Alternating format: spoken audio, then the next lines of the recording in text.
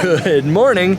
Today is the second full day here, and we are at the Wind Cave National Park. And we're going to take a tour of the cave. There are 3 different tours. Some have more walking than others, some have more stairs, some have more standing.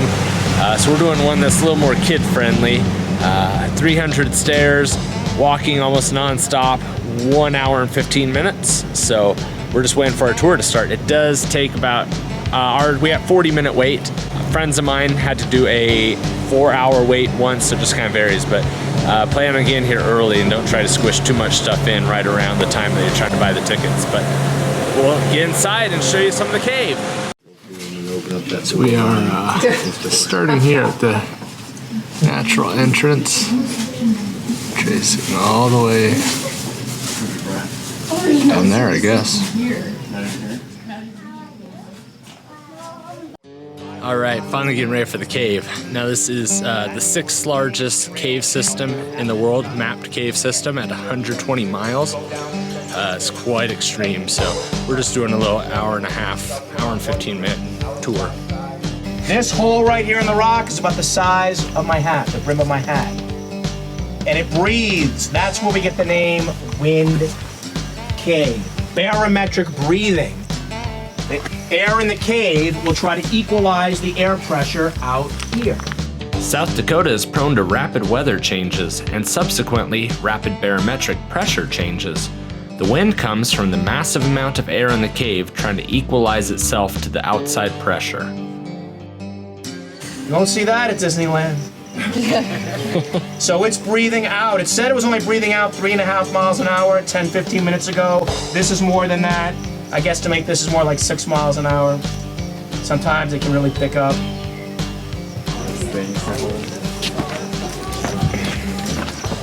Oh wow, that is a lot of wind.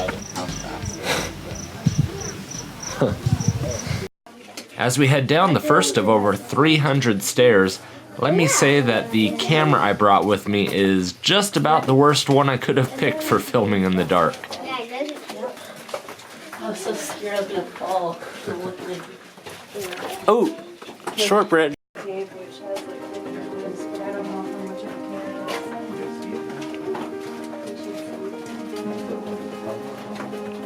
Boxwork, see all this?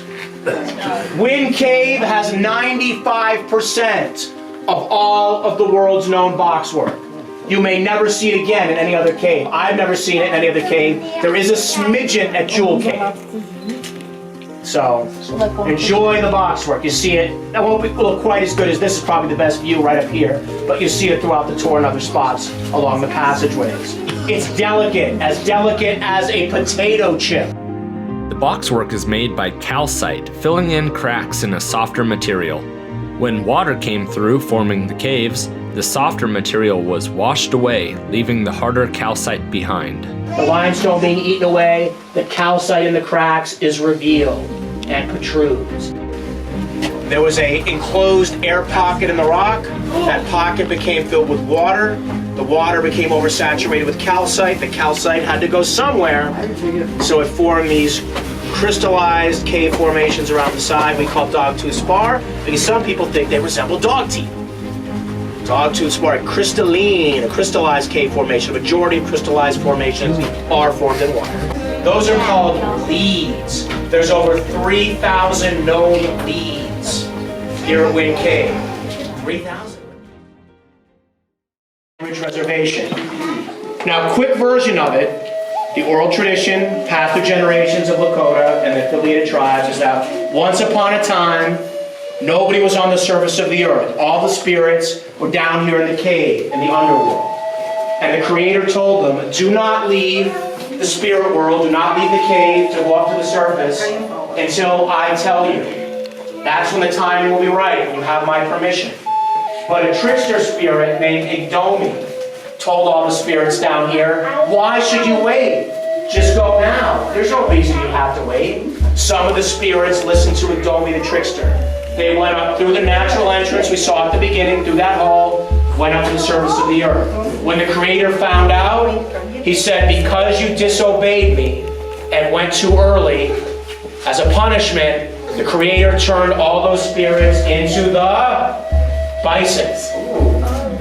So, according to Lakota oral tradition, all the bison in North America are spirits punished for leaving the spirit world too early through the natural entrance. Later on in time, the Creator told the spirits that remained here in the cave, now the timing is right. You can go up to the surface.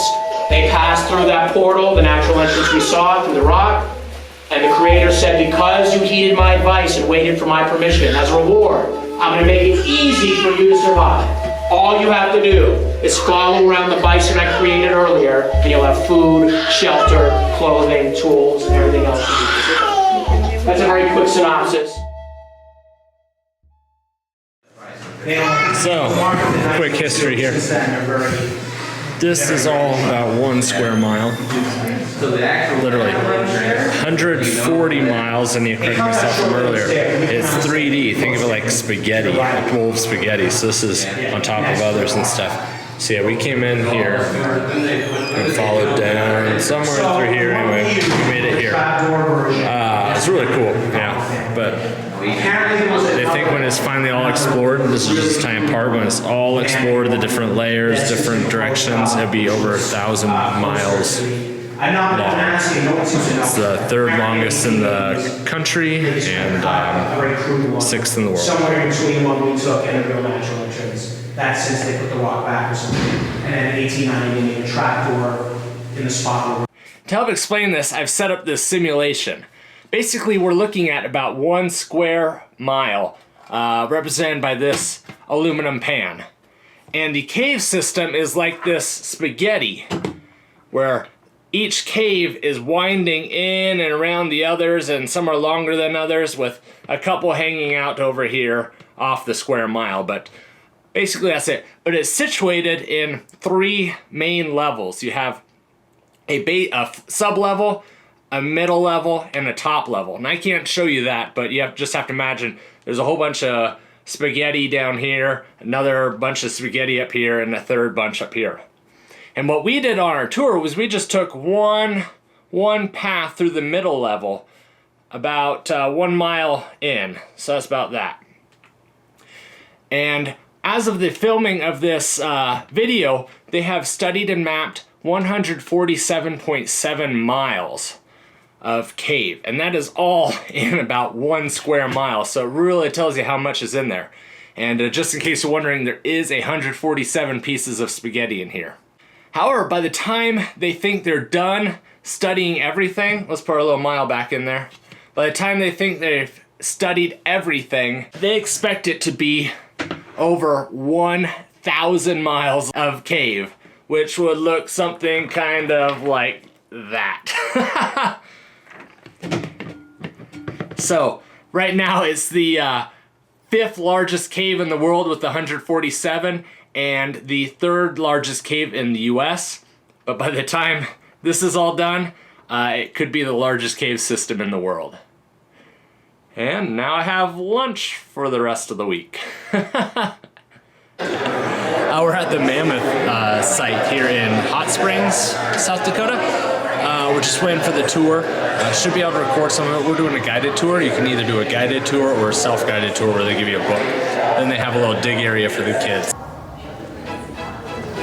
So these are the actual bones here. And we have headsets to hear the guide. This pit used to go up to where the top of this is. And so they've dug down this whole way down into these layers. But not a whole lot of strength in those bones. But that's a mammoth and other mammoth parts. This location was discovered by George Hansen in 1974. While working on grading a hill for a future home development, he uncovered a white tusk about 7 feet long, sliced in half, along with other bones. After some more investigating, it was determined that the land would be much more valuable as a scientific study instead of a housing development. So this guy here is almost complete. He's missing his head up there. So what they're excavating and found it there, missing his head, so they named him Marie Antoinette. Well, then they found out he was a boy, so they changed his name to Murray. Anyway, so almost the whole thing, which is pretty cool. So this one is almost a complete thing. However, the bones are all scrambled up, so odds are it got in some soft stuff, the bones got separated and then put back together and then preserved. This one up here is their pride and joy.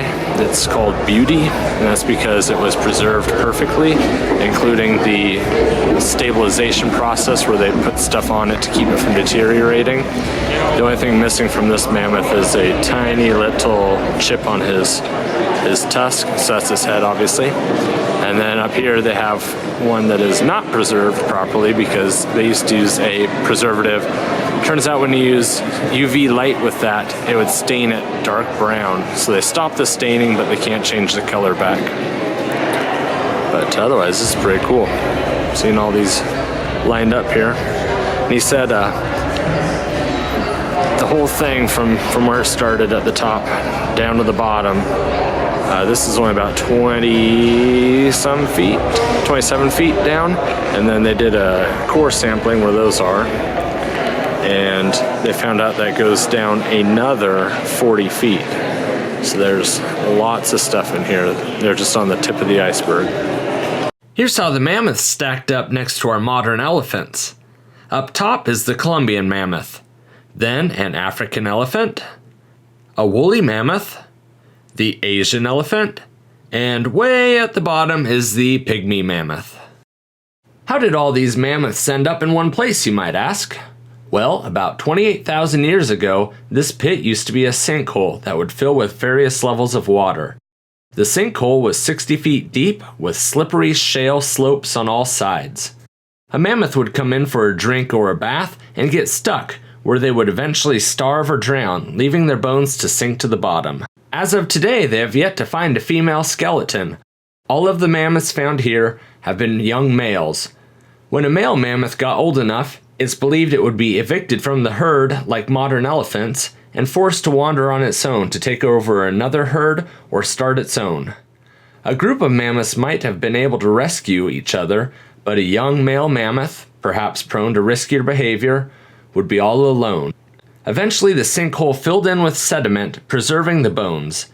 They are not turned to stone like some fossils, which is why they are so fragile.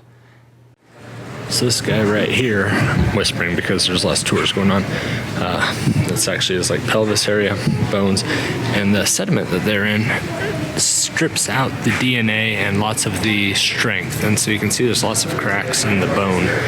And a tree was actually growing up through his pelvis right there, so the roots kind of broke it all up. Well, that's going to do it for part 2. Next time, we are going to go see all the animals. Yeah, we're going to go to bear country and reptile gardens, see a tortoise, alligator show, bears, wolves, and then we will go see the mystery of the cosmos. So, if you don't want to miss that, click the subscribe button down below, and if you enjoyed this video, please give it a thumbs up to help other people find it. Until next time, I'm doing what I love, keep doing what you love. Thanks for watching.